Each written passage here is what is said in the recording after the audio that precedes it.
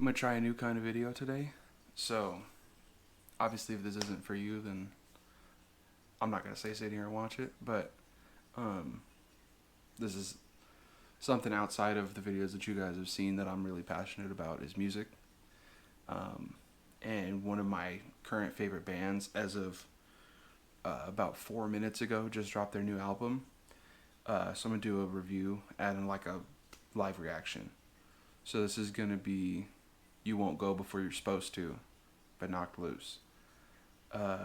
If you don't know Knocked Loose, hardcore band from Kentucky, known for just absolutely destroying everything that they do. They're so incredibly good at what they do, and if you like super crazy heavy music, then I would 100% recommend Knocked Loose. So I guess we'll just jump right into it. I got the lyrics on my phone, so I'm gonna be reading along a little bit, just so I can make sure that I digest everything.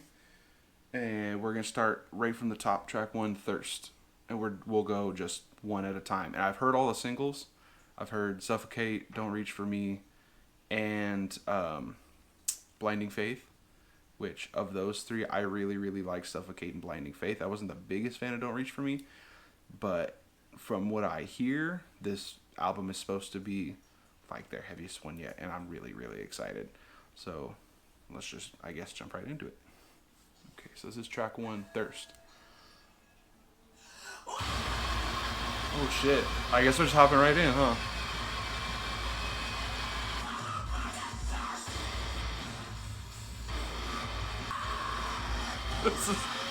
This is fucking crazy. Dude, those having 3 vocalists is insane.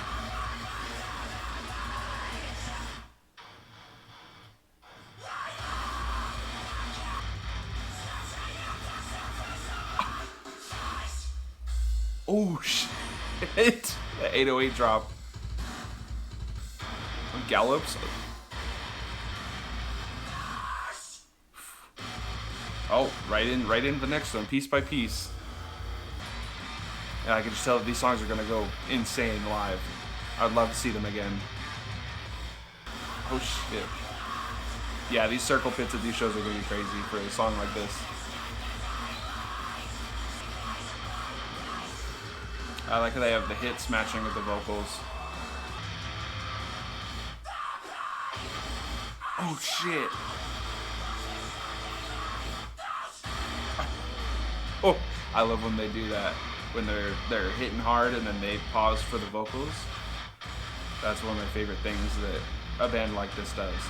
Okay, so that was "Piece by Piece." And up next is "Suffocate," which I've already heard. Does it go straight into it? Oh, it does. Oh, that transition is nice.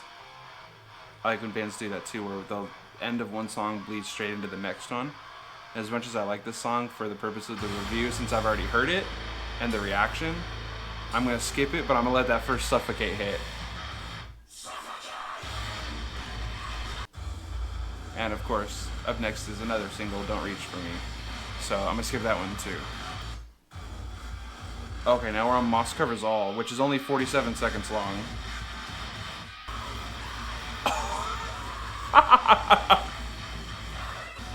Dude, that fucking blast beat was wild. Oh, little ambience.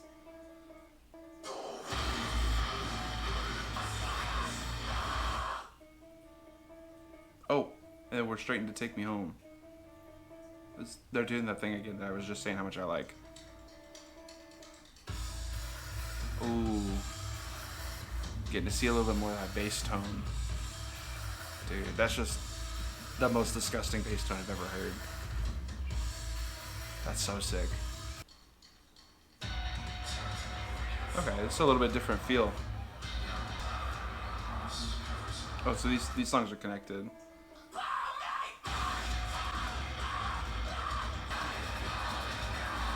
I really like the little extra percussion that they're using in this song. You hear like shaker and some what must be like castanets or something like that. I like the extra instrumentation. Whoa. Sounds like there's a fucking alarm going off. Sounds like Doom. But having that alarm go off adds to the tension factor. Is this one gonna bleed into the next one too?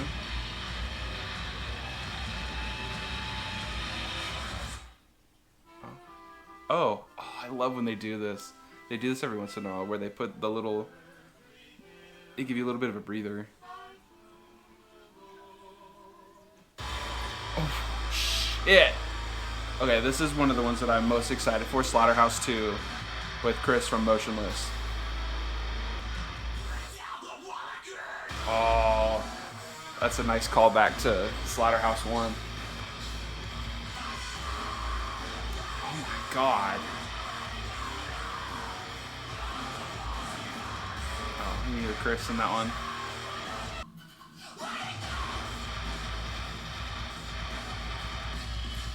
Oh. Oh, there's knife sharpening sounds. Or at least that's what it sounds like to me. I like hearing Chris go all in like this.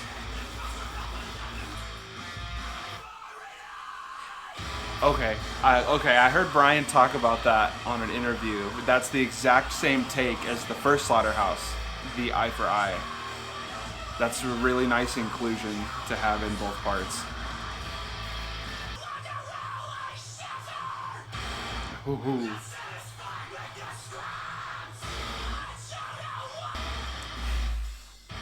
I love when they had those 808s, the sub drops.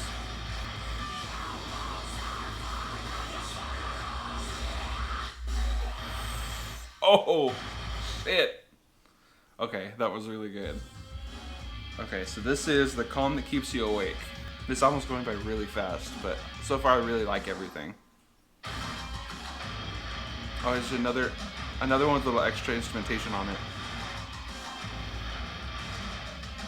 Like buckets, it sounds like. Interesting. Okay. Another Circle Pit song. Oh shit. I really like how the three vocalists in the band all have very distinct voices from each other. Sometimes in bands with multiple vocalists, they can kind of sound similar, but I like that they're completely tonally different. And so it's really easy to tell one from the other. Oh shit! Ooh, shit. Oh, people are gonna beat the shit out of each other to this. Okay, is that the end? Okay. Oh, okay, yeah, it goes right into Blinding Faith. They're doing that a lot on this album. I really, really like that. It makes the whole album feel more consistent. I think this is my favorite of the singles. But once again, I've already heard it, so I'm just gonna go ahead and skip it for the sake of getting the reaction. Even though the song bangs. Okay. So now we're gonna move on to the next one, which is Sit and Mourn. Oh shit, this is the last song. Oh, this one bleeds in from the end of the last song as well. It's nice and spacey. Clean guitar tone with some delay on it. That kind of repeating buzzing sound I really like, that keeps the tension in and keeps it from feeling too calm. It almost to me sounds like flies, but it is kind of like a synth that just you hear repeat itself. This is Sit and Mourn. I like this one. I like when they give it a little bit of time to build like this before the vocals come in.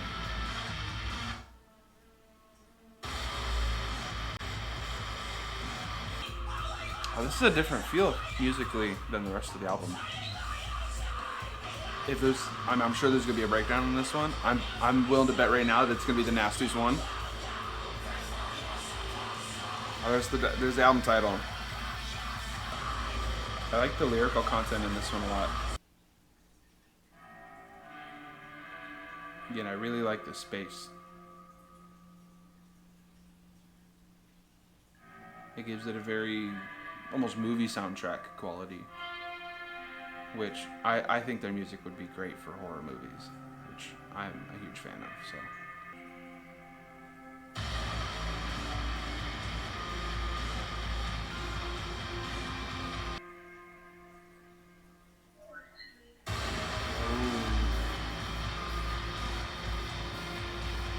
Now I don't know if that's a callback to anything, but I like that how it kind of started to die for a second, and as it got quiet, there was that "Why'd You Leave?" by I'm not sure who said that, or if it's lifted from a movie or a video game. Um, but this is definitely, I think, one of my. This might be my favorite of the whole album. It's definitely the longest.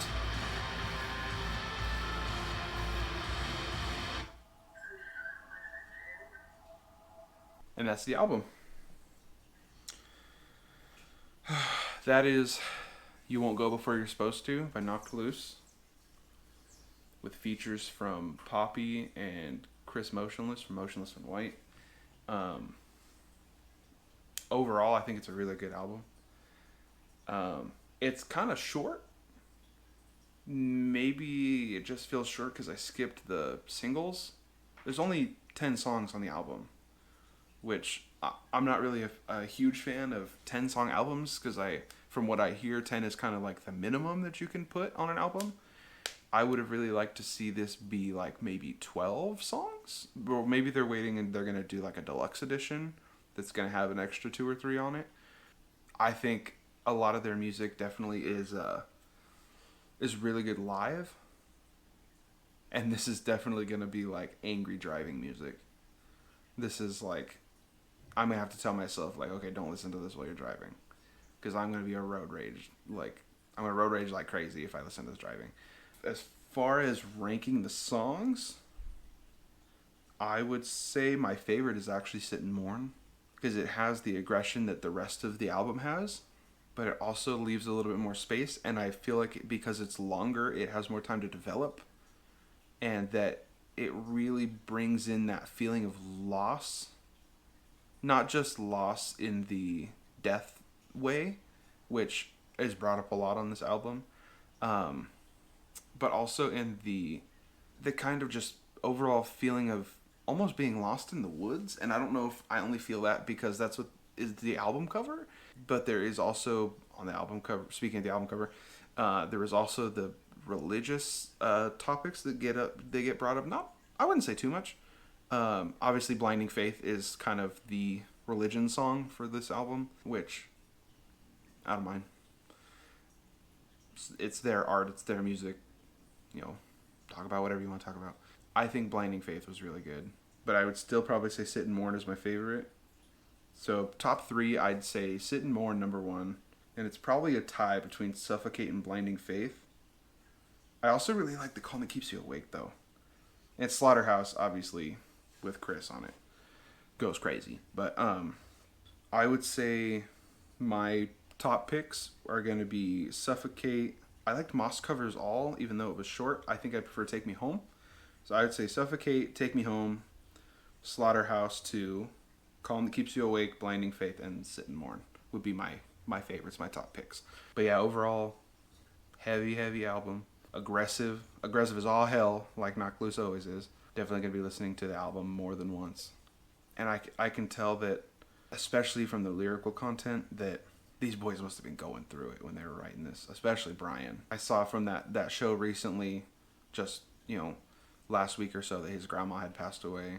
But obviously that would have happened after this album was completely written and done. But that's the kind of feeling that I get from a lot of these lyrics. There's a lot of talk of being lost and having to deal with feelings that you don't want to feel, which is something that everybody can agree on, that everybody goes through.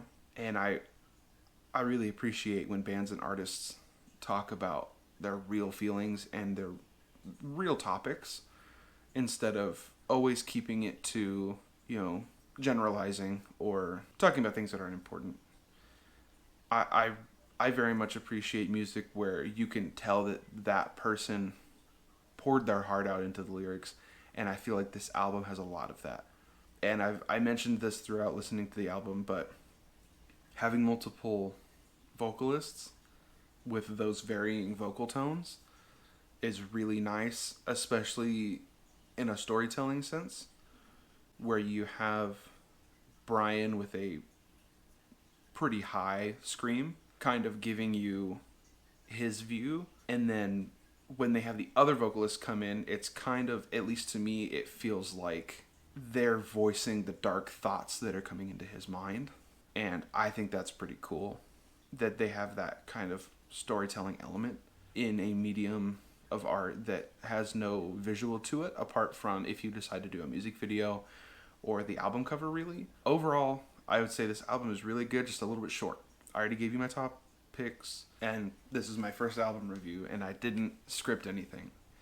So I think that's pretty much all I wanted to talk about. Overall, on a first listen, I'd probably give this somewhere between a 7.5 and an 8 out of 10. Just because I do wish it was a little bit longer, and some of the songs that are here are kind of short. And I understand when you're playing that fast and you're delivering that kind of emotion, that it's not super feasible to do that for a super long period of time every song. And sometimes having a song be really short and really aggressive and really fast is just what the song calls for. And ultimately, as long as you're giving the song what it calls for and you're putting out the best version of that song, that's cool with me. So yeah, somewhere between a 7.5 and 8. If I had to recommend to people one song to listen to kind of encompass the feeling of this album, I think the boys did a really good job in picking the singles. I would say Blinding Faith. If I was going to say, hey, listen to this song, and if you like it, listen to the rest of the album, I would say Blinding Faith. Obviously, Slaughterhouse 2 is for the people that have been around for a little bit, since Scoring the End of the World came out with Slaughterhouse, the original, featuring Brian from Knocked Loose. But yeah, I guess I'll just end it there. Let me know if you guys like this, if you want me to do this more, if you have any albums you want me to react to or review, just put them in the comments, I guess. And I think this is the first video on this channel that I'm actually recording an outro to. So maybe this will help me remember to record outros to the vlogs and stuff. Yeah, if you guys like this, let me know. If you didn't, also let me know so I don't do this anymore, so that I'm not boring you guys. Leave a comment. Let me know what you thought. If you watched this review and then you went and listened to the album, also let me know, and let me know what you thought of it. And if you have any recommendations or anything, put them in the comments. Or if you just feel like talking about something, just put it in the comments. And but yeah, 7 or 8 out of 10. Sorry, 7.5 to 8 out of 10. The boys did it again. All right, I hope you guys like this video. Please like, comment, and subscribe. And for the millionth time, if you like this, please tell me, and I'll keep doing it. And if you don't like it, please tell me, and I won't keep doing it. Okay, that's it. I'm gonna let you guys go now. I've been rambling for a long ass time. Album's good. Have a nice day.